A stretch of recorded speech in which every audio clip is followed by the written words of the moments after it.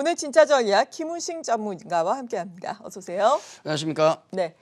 일단은 미국은 상당히 좋아요. 네. 그 전거래일만 하더라도 3대 지수가 일제히 사상 최고치를 경신하고 그렇죠. 오늘은 좀 쉬어가는 양상이었는데 우리 증시는 최근에 뭐 연기금이 연일 또 대규모 순매도를 하면서 그렇죠. 힘을 못 쓰고 있어요. 디커플링이 나타나고 있는데요. 어떻게 판단하고 계세요? 뭐 몇 가지 요인이 있는데 네. 아무래도 우리는 또 명절을 앞두고 있으니까 그것도 그렇죠. 그렇죠. 네. 그것도 조금 영향을 주는 것 같고 그리고 이제 왜 우리는 요즘 박스에 갇혀서 좀 빌빌대는가라는 점 요걸 여러 가지 요인들을 한번 체크해 보면 아마 시장에 대한 뭐 우려를 키워야 될지 네. 아니면 좀 더 희망을 가져야 될지 결론이 좀 나올 것 같습니다. 몇 가지 우리 증시가 지금 박스권에 갇혀서 옆으로 기는 이유를 잠깐 보여드리겠는데 대부분 다 이유가 좀 자연스럽습니다. 그럴 수밖에 없겠구나 생각이 드는데 첫 번째가 이거 그림 하나 보시면은 금방 이해가 되실 것 같은데요. 글로벌 증시를 비교한 겁니다.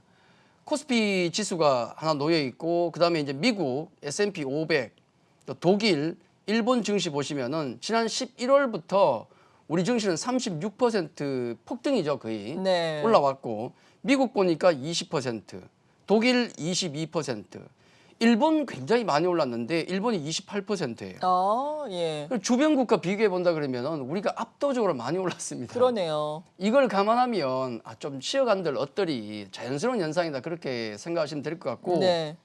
그리고 우리가 11월부터 이렇게 압도적인 상승세를 보였던 가장 큰 요인 중에 하나가 수급인데 역시 개인 투자자의 힘이 컸죠. 압도적인 힘이 있었기 때문인데 지금은 그러면 개인 투자자들의 어떤 그 힘이 남아 있느냐 약간 좀 붙이긴 하는데 지금 상황을 좀 보시면 고객예탁금을 보시면 거의 뭐 답이 나오는데 고객예탁금이 지금 증권사에 들어있는 주식을 사기 위해 들어가 있는 돈이 피크 74조에서 지금 보시면은 65조까지 내려왔어요. 그렇죠. 한 9조 정도가 내려갔습니다. 그러면 약간 걱정이 될 수도 있죠. 이거 돈이 빠져나가는 게 아닌가. 근데 실상을 들여다보면은 돈이 빠져나간 건 아니에요. 왜냐하면 고객예탁금이 74조에서 65조로 내려오는 동안에 9조가 빠지는 동안에 같은 기간에 주식 매수를 개인 투자자가 23조를 했습니다. 네. 그러니까 더 들어왔다는 거예요. 그럼요. 예. 어마어마한 돈이 지금 주식 매수한다고 빠져나갔는데 그럼에도 불구하고 9조밖에 안 줄어들었다는 것은 거꾸로 증시로 한 14조 정도가 돌아왔다는 것을 얘기하거든요. 그렇죠. 그러니까 문제는 사는 속도가 너무 빠르니까 하루에 뭐 1조, 2조, 3조, 4조 사니까 이거 뭐 주머니 돈이 남아 나겠습니까? 그래서 또 명절이기도 하니까 들어오는 속도가 좀 떨어지다 보니까 떨어졌기 때문에 돈이 빠져나가는 건 아니다라고 약간 위안을 삼으셔도 지금 되지 않을까 말씀드리겠고 이것보다 사실 더 문제가 되는 것은 외국인이 한 뭐 매도 중립세를 보이는 것도 문제지만은 가장 큰 것은 뭐냐면 지금 연기금이에요. 그러니까요. 우리가 연기금이라 그러면 뭐 하나입니다. 국민연금이라 보시면 네. 무방한데 오늘 뭐 기사도 나오고 있긴 하지만은 31거래일째 매도라고 합니다.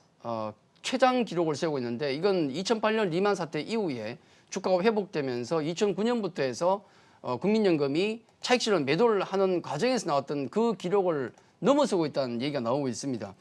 이게 이렇게 나올 수밖에 없는 이유도 있겠지만은 우리가 좀 뭔가 좀 생각할 점이 많아요. 국민연금의 기금 운용 계획을 보면 올해 2021년 말까지 그러니까 이렇게 비중이 나와 있는데 목표 비중입니다. 요걸 맞춰야 되는 거예요. 해외 주식이 25%, 뭐 대체 투자, 국내 채권 37%, 총 800조입니다. 800조 원이 지금 넘는데 그중에 비중을 맞춰야 돼요. 국내 네. 비중이 뭐냐면 연말까지 16.8%의 비중을 맞춰야 돼요. 요게 상당히 중요한데 그러면 지금 상황이 어떤가를 좀 놓고 봐야 되겠죠. 그러게요. 지금 상황을 놓고 보면 이렇습니다. 제가 기금본부 가서 자료를 뽑아놓은 것인데 네. 요게 2020년 11월 말 기준이에요. 11월 말 기준으로 보시면은 국내 주식이 158조입니다. 158조.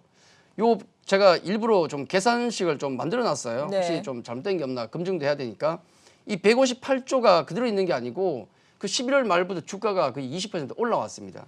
19% 올라왔으니까 상승분을 포함하면 188조예요.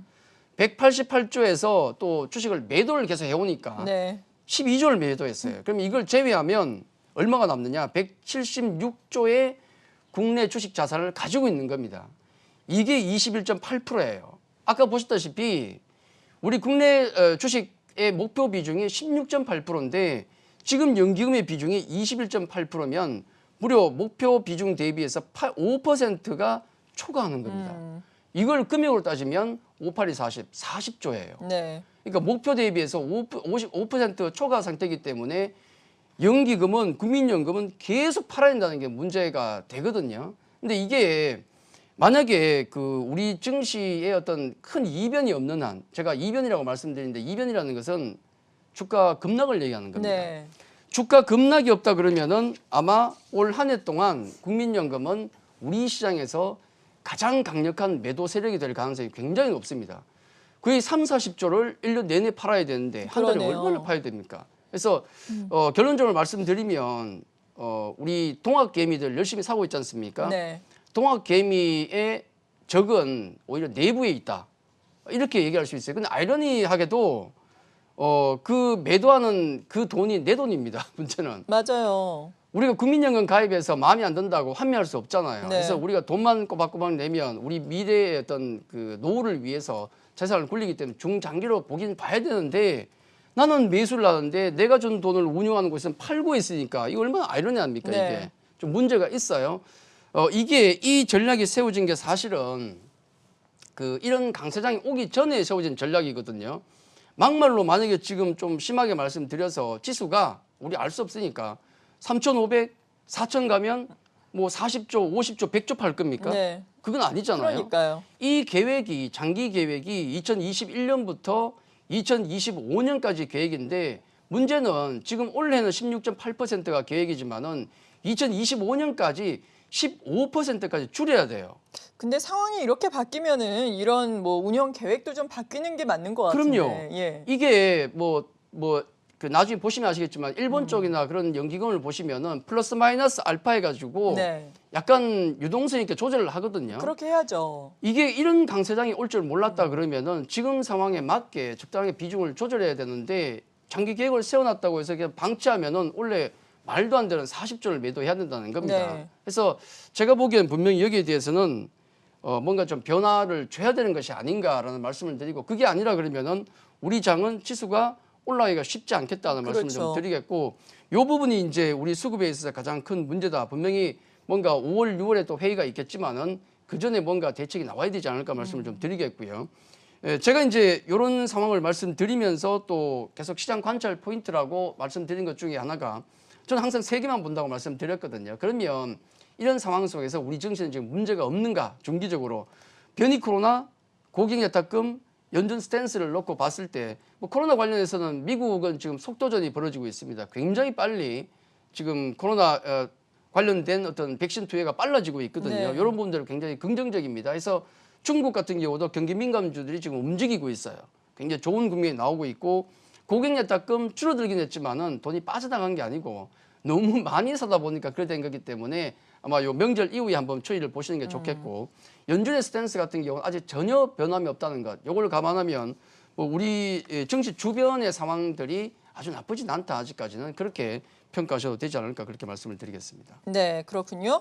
그리고 지난주에 MC넥스 말씀을 해주셨는데 MC넥스가 지난 수요일에 말씀해 주셨어요. 수요일에는 15% 급등을 했다가 최근에 또 현대, 기아차, 애플과의 노이즈가 나오면서 좀 하락을 했습니다. 자동차 부품주 전반적으로 조정을 받기는 했는데 MC넥스는 조정의 폭 자체는 크지 않았거든요. 사실 현대차 그룹주 역시 그 당일에만 네. 큰 폭으로 충격을 받았지 다른 이슈로 계속해서 좀 만회를 하려나 이렇게 기대감을 갖는 상황이잖아요. 그렇죠. 어떻습니까? 아마 이 자동차 관련해서 지금 주식 가지고 계신 분들이 네. 고민이 많으실 것 같아요. 그럼요. 예, 지금 왜냐하면 모르니까. 음. 그렇죠.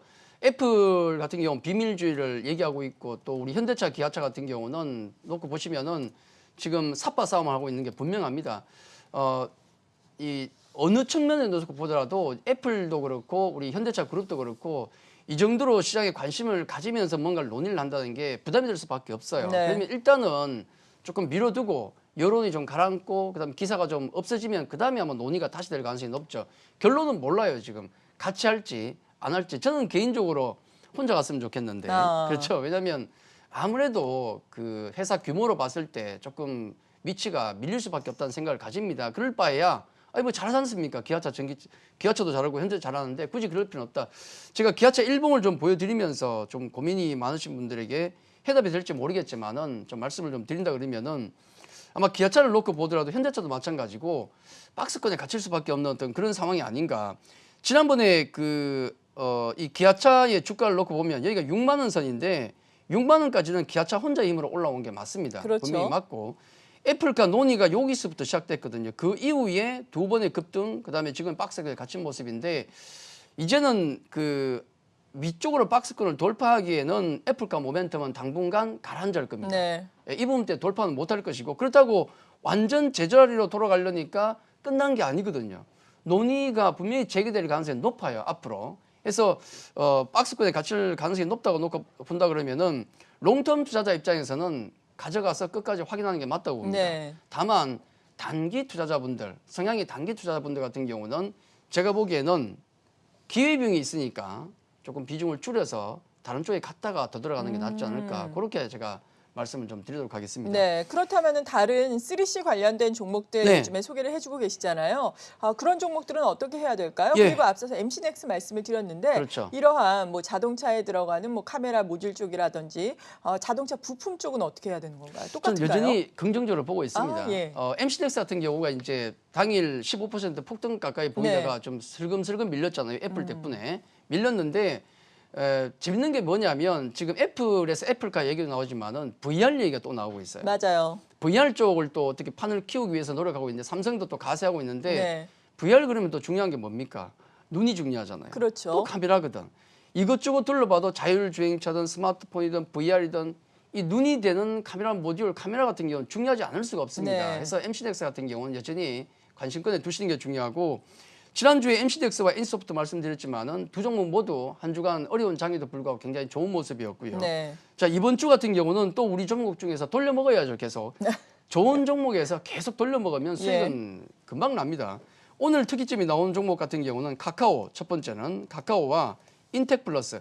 인텍플러스는 제가 우리 3C 종목에 집어넣었다가 그다음에 폭등을 해버리는 바람에 뺐어요, 어쩔 수 없이. 네. 그러다 다시 집어넣었는데 경기 민감 섹터 같은 경우는 이제는 박스권에서 봐야 됩니다. 요거는 한 번 더 말씀을 드리고 박스권 플레이한테 말씀을 드리고 나머지 컨센서스 상향 종목을 보셔야 되는데 우선 카카오 같은 경우는 특이점이 발생한 게 뭐냐면 어제 실적 발표도 있었지만은 특히 중요한 게 우리 김범수 의장 재산의 절반 이상을 기부하겠다. 네.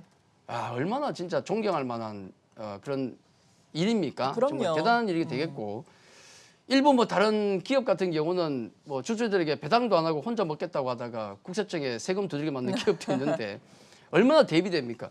회사의 구성원들이 얼마나 자랑스럽겠어요. 이게 버퍼거든요. 이런 기업에 제가 보기에는 롱텀 투자하는 게 맞다라는 저는 생각을 가지고 있습니다. 네. 근데 이런 건강한 기운이 흘러가고 있는 카카오 같은 경우 어제 실적 발표를 했는데 이 차트 보시면 단순한 성장성 기대만으로 가는 게 아니라는 걸 여기 그림이 나옵니다.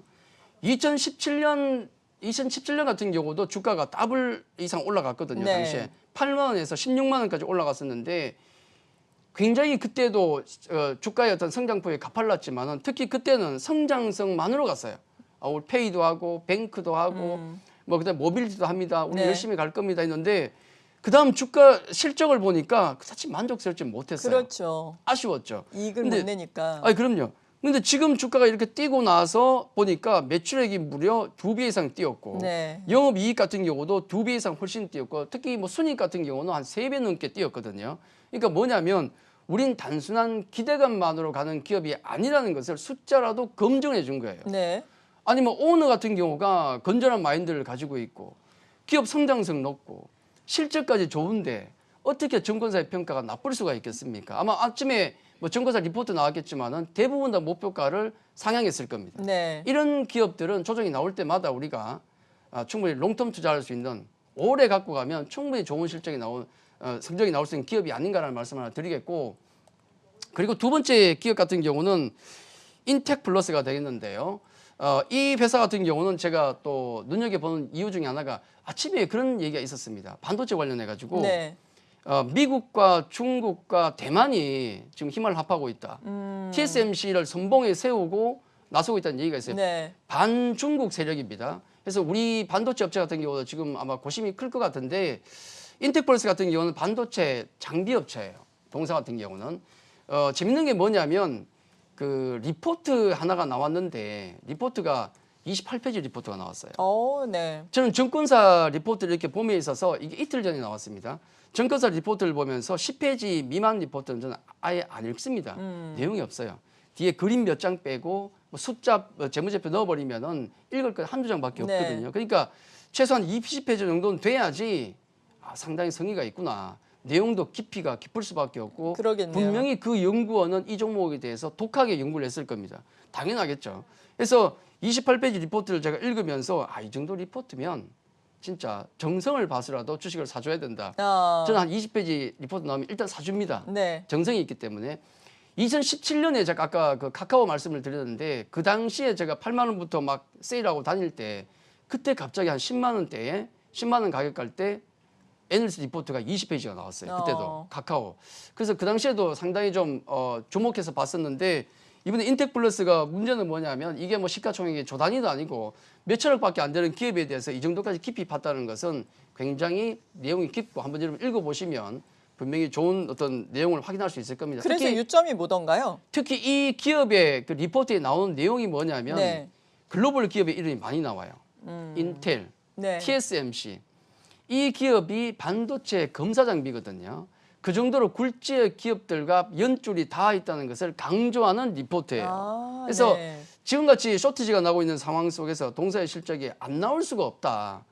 지난번 실적 같은 경우도 좀 나쁘지 않는데 특히 올해 내년을 놓고 본다 그러면 동사의 실적은 퀀텀 점프할 그런 주로 내용을 다루고 있거든요. 예. 그렇게 보면 지금 상황을 놓고 보더라도 이 리포트의 내용을 통해서 추정해 본다 그러면 충분히 우리가 관심을 가질 수 있는 기업이 아닌가 해서 인텍플러스 지난번 폭등 이후에 한번 폭등을 했었거든요. 관련해서 폭등하고 나서 조정 이후에 다시 한번 올라가는 모습. 외국인 매수세가 좀 굉장히 세게 들어오고 있습니다. 그래서 특히 특이증이 발생했기 때문에 카카오 롱텀하게 보시고 인텍플러스 같은 경우도 단기도 좋고 롱텀하게도 마찬가지 관심 있게 이번 주에 보셔도 될 것 같다. 그렇게 말씀드리겠습니다. 네. 그리고 설 연휴를 앞두고 있는 오늘장 투자 전략도 간략하게 세워주시죠. 예, 뭐 시장 전략은 시장 긍정적인 관점을 유지할 수밖에 없다. 그렇게 보시면 좋을 것 같고요. 실적이 좋은 종목, 특히 이제 뭐 대형주 같은 경우는 제가 말씀드렸지만은 박스권입니다. 빠지지 않으면 살 필요가 없고 밑에서 샀다가 위에서 파는 박스권 매매를 하시는 게 맞겠다는 생각이 들고요. 다만 아까 여러 가지 말씀을 드렸지만은 실적 모멘텀이 있는 실적 전망이 좋은 종목 같은 경우는 이번 명절 앞두고 사도 되고 그리고 가지고 있는 종목들 실적 검증해 보시고 문제가 없다 그러면은 전부 가지고 넘어가는 것도 나쁘지 않다. 저는 그렇게 말씀을 드리겠습니다. 네. 지금까지 진짜 전략 김우식 전문가와 함께했습니다. 고맙습니다.